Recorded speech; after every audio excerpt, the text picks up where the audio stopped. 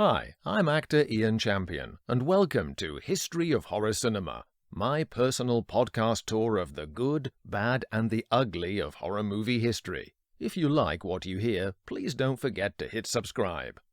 Deadly Blessing, 1981. After the success of The Hills Have Eyes, Wes Craven truly began to gain ground as a mainstream Hollywood filmmaker. He acquired union membership of the Directors Guild of America by directing a well-received made-for-TV feature called A Stranger in Our House, televised on Halloween 1978, and starring Linda Blair, who shot to fame as the possessed Regan in The Exorcist.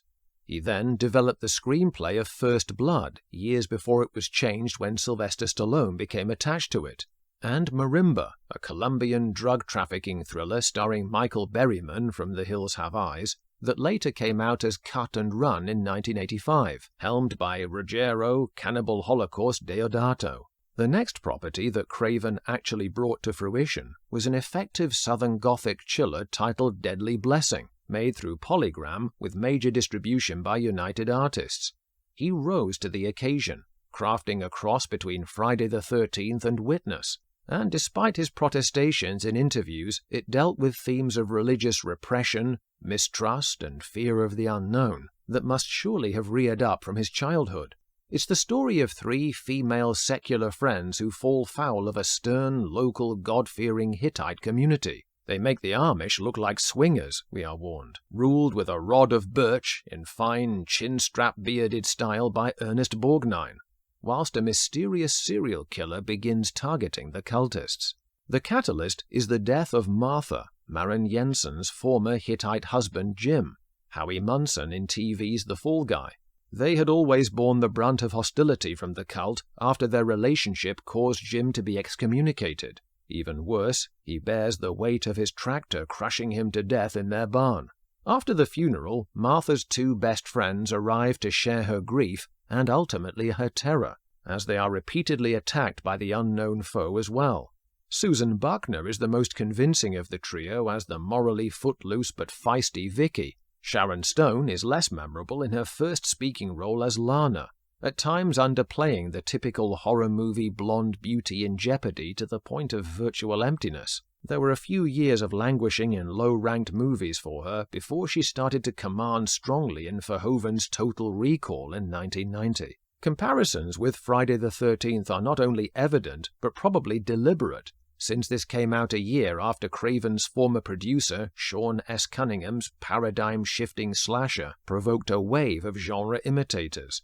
Deadly Blessing shares the former's stalk-and-slash setups and the revelation of ostensibly female rather than male murderers, two in fact, but to be fair, the similarities should end there.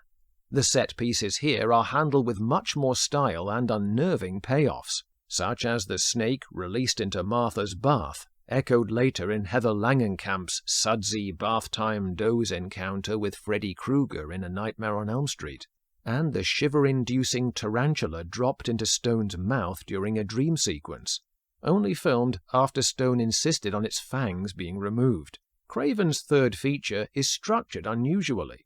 The Outsiders, dubbed the Incubus with relish by Borgnine's Isaiah Schmidt, survive repeated homicidal attacks for the first two acts, while it is the Hittite members who are hit. Michael Berryman's man-child William is dispatched, like Jim, only this time stabbed to death by the enigmatic killer.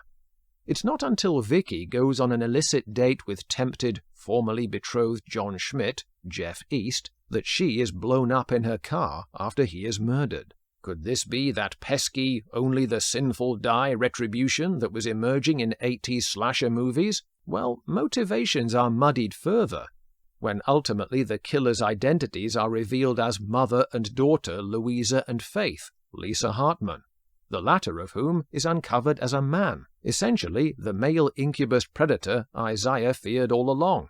As a result, this unexpectedly vindicates his obsessive puritanism, a charitable moment to offset any claims that Craven was forever critical of fundamentalist religion. Happily, the ending rescues such unraveling nuttiness with a superbly staged shock punch that also betters Cunningham's progenitor in How to Finish a Horror Movie. After Martha assures Lana she will be fine on her own, she is terrified by the apparition of a zombified transparent Jim staggering toward her, sporting Dawn of the Dead-style grey pancake face makeup, whispering, "Beware the incubus." She is given no time to heed this, though, as suddenly an immense black shape erupts through the floorboards and engulfs her, dragging her to a presumed hell. Deadly Blessing benefits as well from a lovely rich theme tune by acclaimed composer James Horner. Overall, Deadly Blessing begins to bridge the gap between Craven's indie hillbilly slasher films and his path to two stunning commercial megabucks franchises. There were, however, to be two more lesser-ranking projects before fame and fortune beckoned, as we shall see. Stay tuned. Thanks for listening. If you like what you hear, please don't forget to hit subscribe.